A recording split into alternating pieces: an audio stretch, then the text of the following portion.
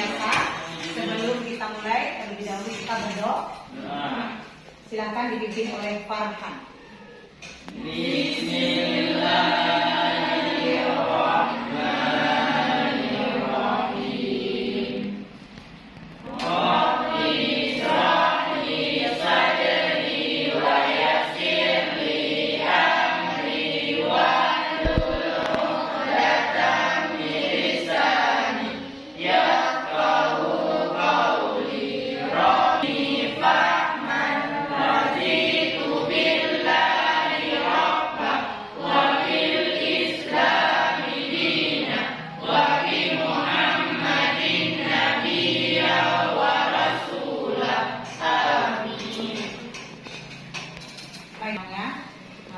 Seperti biasa, untuk memulai sebuah pembelajaran kita harus mengetahui siapa yang bisa hadir pada hari ini dan yang tidak bisa hadir pada hari ini. Nah, untuk lebih jelasnya, Ibu akan mengabsen kalian satu persatu. Farhan Ramada, Habibah Ananta, Irayana, Julia Rahma, Fikram Dharma Hendra, Muhammad Rizky Juanda, Tri Lydia Mauliza, Zakiatun Niska, Zikra Aulia, Zulaika. Baiklah anak-anak ibu, pada hari ini ada beberapa teman kita yang tidak berhadir ke sekolah dikarenakan dalam keadaan kurang sehat atau sakit. Maka kita berdoa untuk teman kita tersebut, mudah-mudahan di pertemuan selanjutnya mereka dapat bertemu dan bergabung bersama kita di kelas yang kita cintai ini. Sebelum ibu lanjutkan materi kita di hari ini, terlebih dahulu ibu akan mengulang tadi sedikit menyangkut dengan materi yang sudah pernah kita pelajari di minggu lalu. Ada yang masih ingat anak-anak ibu? Siapa yang masih ingat materi yang sudah kita belajar di minggu lalu? Siapa yang tahu? Ya, Ramadhani. Pendapatan nasional adalah jumlah seluruh pendapatan yang diterima rumah tangga sebagai bahan jasa faktor-faktor produksi dalam jangka waktu 1 tahun. Ada yang kelima, apa yang disampaikan materi di minggu lalu sudah kita bahas? Ada. Coba siapa yang tahu? Ada berapa konsep-konsep pendapatan nasional? Siapa? Zakia Tuniska. 1. PDB atau produk domestik bruto adalah jumlah barang dan jasa yang dihasilkan oleh unit-unit produksi. Cukup. Siapa lagi yang tahu? Ya, Habibah Hananta. 2. PNB produk nasional bruto merupakan jumlah barang dan jasa yang dihasilkan oleh PDB. Baik, berarti ada berapa konsep pendapatan nasional yang sudah kita belajar di minggu lalu? Ada 6 pendapatan nasional ya. Yang pertama sekali adalah GMP atau PNB, yang kedua PDB, yang ketiga PMP, yang keempat NNI, yang kelima PI, yang keenam DI. Pada hari ini anak-anak ibu semua kita akan belajar menyangkut dengan pertumbuhan dan pembangunan ekonomi berdasarkan data dari pendapatan nasional yang kita belajar di minggu lalu.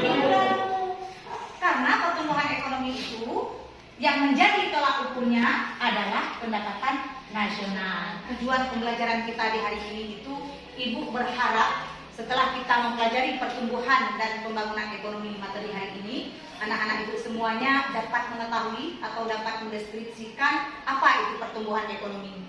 Selain itu dapat menghitung laju pertumbuhan ekonomi.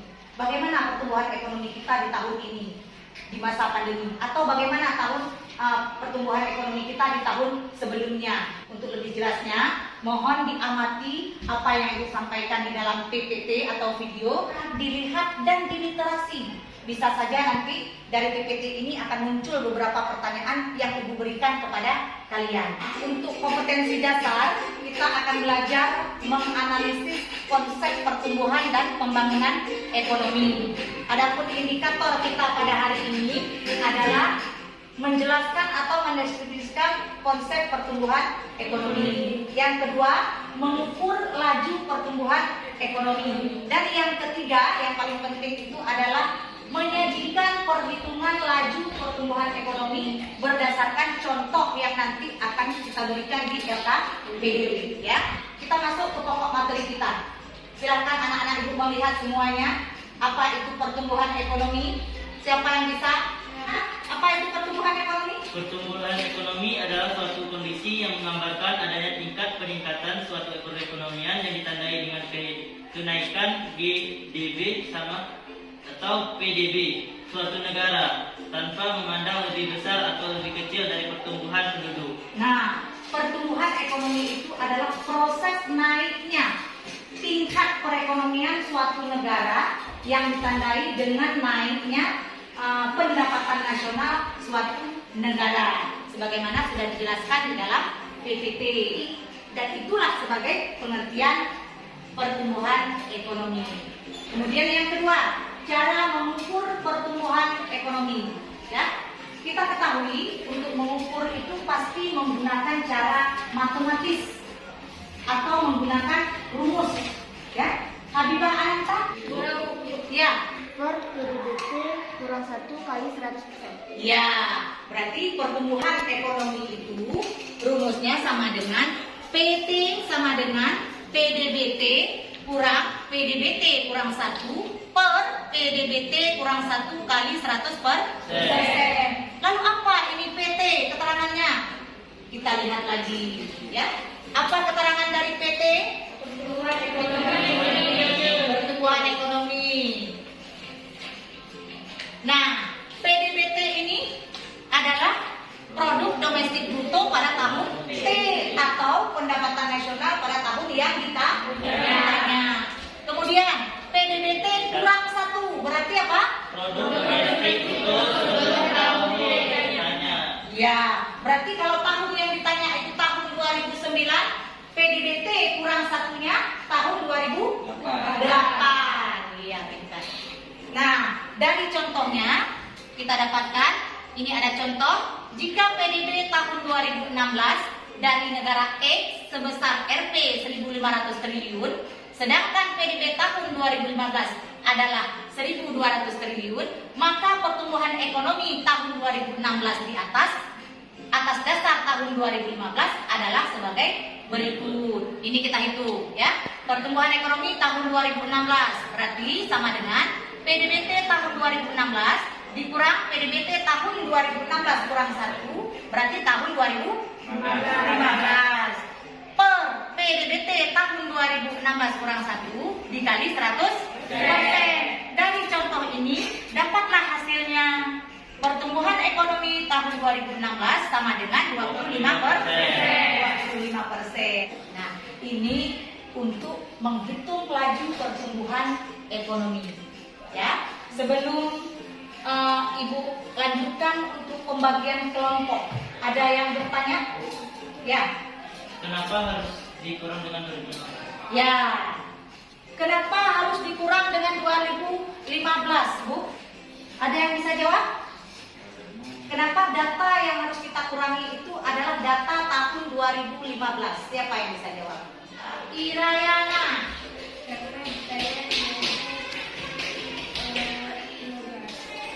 Karena tahun yang ditanya itu adalah tahun 2016. Nggak mungkin kita mengambil data sebagai dasar perhitungan kita atau pedoman perhitungan kita tahun 2017. Ya, pasti pedoman untuk menghitung tahun 2000 selanjutnya itu adalah tahun sebelumnya. Paham? Paham. Bagus sekali pertanyaannya. Paham. Ada lagi? Iya. Misalkan ditanya pendapatan 2015. Misalkan ditanya pendapatan nasional atau laju pertumbuhan ekonomi tahun 2015. Berarti data tahun berapa saja yang kita perlukan? Itu. Ya, berarti data yang kita perlukan adalah data tahun 2014 ya? Dan 2015. Paham?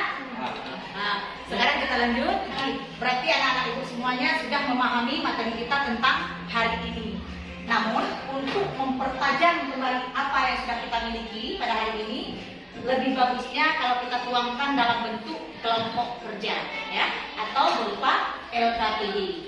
Nah, untuk hari ini Ibu akan bagikan kelompok secara permanen. Yang dibilang permanen, untuk selanjutnya pun kelompok inilah yang diakui sebagai nama kelompok. Misal ya, nama kelompok mawar. Berapa orang di kelompok mawar? Berarti sampai nanti pun pelaksanaan pembelajaran kita, kelompok mawar itu tetap nama yang sama dan orang yang sama. Bisa. Kelompok mawar, Akmal Mutawakil, ada? Sakit. Julia Rama, ada? Sakit. Nadia, ada? Maju ke depan. Ramazani, ada? Serilian Agustin. Silakan maju ke depan. Berarti ada 4 kelompok, ya. Sebenarnya kelompok yang ibu bagi ini pesertanya sudah pas 5 orang, baca LKPD, nonton video yang sudah ibu berikan lewat WA group semalam, ya kan? Silakan kelompok Matahari, kemudian Anggrek, kemudian kelompok Sakura dan kelompok Mawar. Sekarang silahkan dibentuk kelompoknya masing-masing. Boleh dibaca buku referensi atau buku paket yang ada, ataupun cari di internet boleh, silahkan, ya. Silahkan. Yang penting saling bekerja sama, dan untuk isi dari LKPD dituliskan di lembar kerja masing-masing. Paham? Paham? Selamat langsung bekerja di sini, ya. Nomor 1 di sini, kemudian nomor 2-nya di sini, nomor 3 itu adalah kesimpulan dari apa yang ada di dalam LKPD. Dalam tambahan berikutnya yang kita sebut minus seperti itu. Baru kemudian mekanisme organisasi persen ada kemungkinan tahun depan. Dan kita langsung saja bergabung konferensi nomor 3 kesimpulan. Assalamualaikum warahmatullahi wabarakatuh. Kami dari kelompok Anggrek. Perkenalkan, nama saya Farhan Ramadan.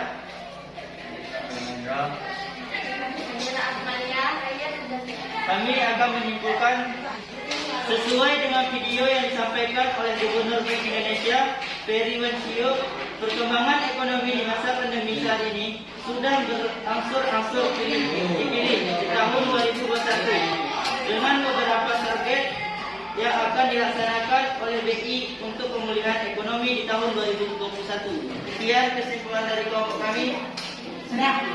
Kita beri tepuk tangan untuk sekarang siapa kelompok mana yang mau maju? Ya, ayo sabar.